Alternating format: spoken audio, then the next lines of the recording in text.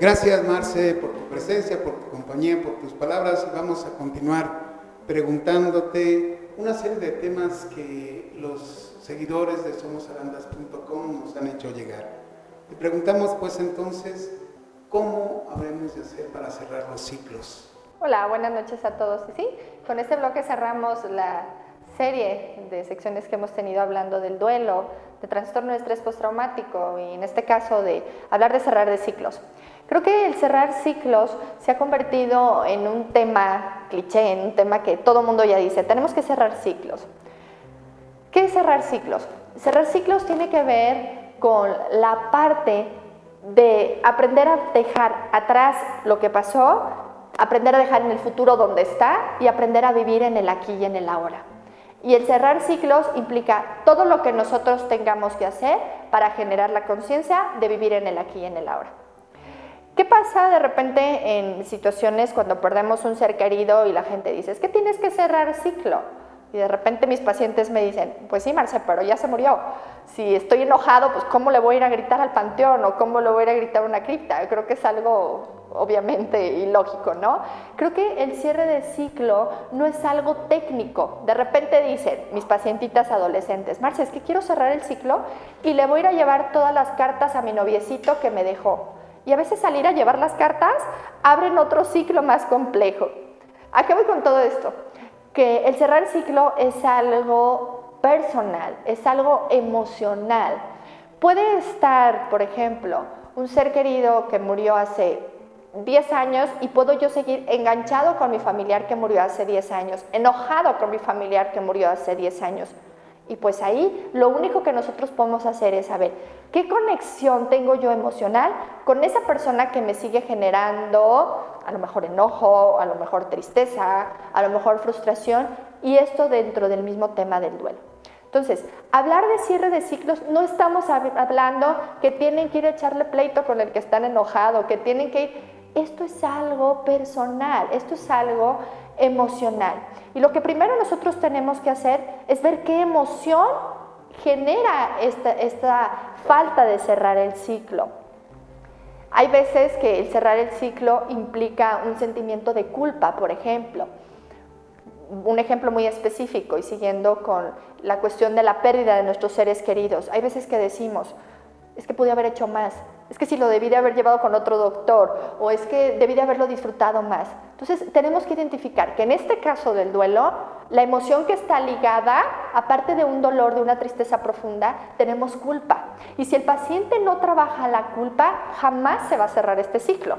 Podemos hacerle ritual de que se despida, podemos hacer miles de terapias si ustedes lo quieren ver de esta manera, pero mientras este paciente no trabaje la culpa, no va a avanzar, porque ahí le duele, no nada más le duele que haya muerto su ser querido, le duele también estos introyectos, es decir, todos estos pensamientos que están lastimando y que ella cree que fue literalmente su culpa. Entonces, para cerrar un ciclo, tenemos que ver cuál es la emoción que hay de fondo.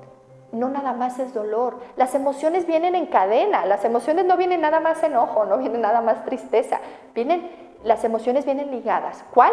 Esa es la tarea que tenemos nosotros como terapeutas en acompañar en este proceso y ahí en casita les invito a que vean. Después de una pérdida, ¿cuál fue esta emoción que viene detrás del dolor? Si hubo culpa o si hay enojo incluso, ¿cuál es esa emoción para que lo trabajemos de fondo? Lo trabajemos desde la infección, digámoslo así, no solamente desde el síntoma.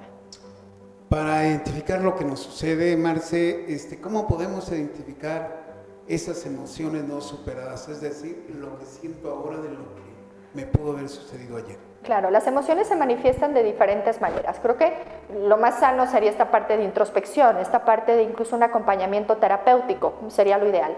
Sin embargo, no todas las personas quieren hacerlo, no todas las personas tienen la posibilidad emocional de hacer introspección, es decir, de darme cuenta qué es lo que estoy sintiendo para empezar a generar un cambio a partir de mi necesidad.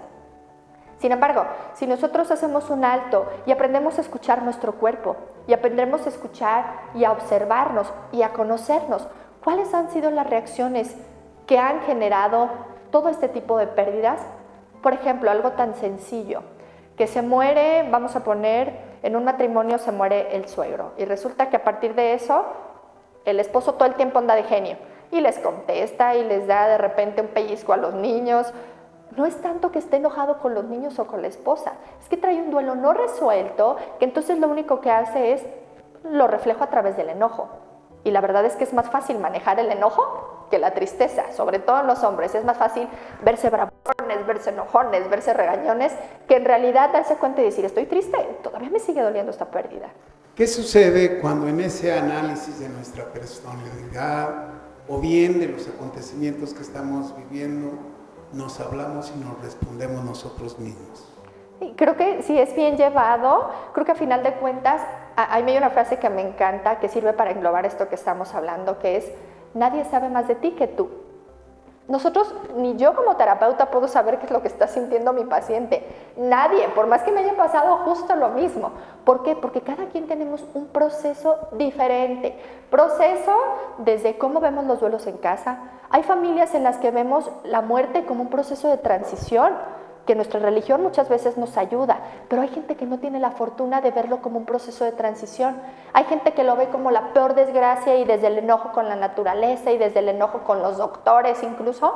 Entonces, tenemos que aprender a ser muy respetuosos, que cada quien vivimos nuestros duelos de una manera distinta, en base a todo lo que nosotros hemos vivido y que incluso genéticamente traemos. Entonces, es a partir de yo sé lo que vivo, yo sé lo que siento, nadie me puede venir a decir si estoy enojada o estoy triste, pero sí nosotros como terapeutas podemos ayudar a ser conscientes y a ver lo evidente. Muchas veces cuando estamos ensimismados en tanto dolor, en tanto enojo, no somos capaces de ver qué es lo que está pasando con nosotros, nos bloqueamos y entonces es ahí donde la labor del terapeuta ayuda a desbloquear y a que el paciente se dé cuenta qué es lo que está viviendo y también se dé cuenta qué herramientas tiene. Nosotros solamente lo acompañamos en ese viaje. Es entonces pues necesario que para que yo cierre un ciclo, me ayude, me apoye en alguien más. Mire, generalmente hay algo que el ser humano tenemos, se le llama autorregulación organísmica, lo llamamos desde la Gestalt, es decir, es esta capacidad que tenemos nosotros de salir adelante, como decimos, es decir, de resolver nuestros conflictos. Sin embargo, no todos tienen esas herramientas, mejor dicho, todos las tenemos, pero no todos las vemos. Entonces, cuando no somos capaces de ver las herramientas que tenemos por nosotros solos, es donde entonces debemos de acudir a un proceso terapéutico. Pero claro que hay personas que han salido adelante. Veamos, ¿cuánto tiempo tiene la psicología aquí en México? Vayámonos más en nuestra región. ¿Cuánto tiempo tiene habiendo psicólogos aquí en Arandas, en nuestro municipio? Escasos años. Entonces, ¿qué pasaba antes con nuestros abuelos? ¿Qué pasaba con nuestros bisabuelos que perdían hijos en las muertes de cuna, que perdían hijos o madres en cuestión de cosas tan simples como una gripa, como un parto, ¿no? Entonces, ¿cómo sobrevivían? Pues sí, existe esta capacidad de autorregulación organísmica, pero afortunadamente la psicología es un acompañamiento que entonces literalmente hace que el paciente se dé cuenta que él puede, que tiene las herramientas, pero a partir de que se dé cuenta cuál es la emoción que lo está truncando. Marce, gracias por tus palabras, por tus opiniones, por tu ayuda. Al contrario, es un placer estar con ustedes y nos vemos la próxima. Muchas gracias. Buenas noches.